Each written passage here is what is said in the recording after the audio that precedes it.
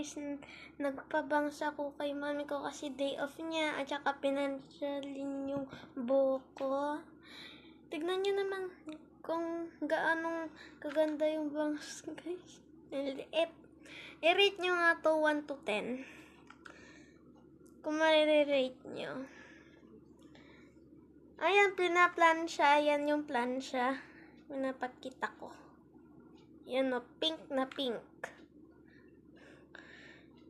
Yan, malamig dito kasi naka-aircon kami. Ito yun guys, yun. Yung maputi na yun.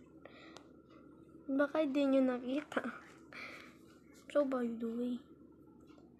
Ito guys, pinaplansya na naman ng sobrang init. Buti na may aircon. Hindi nyo naririnig yung sound. So, ayan.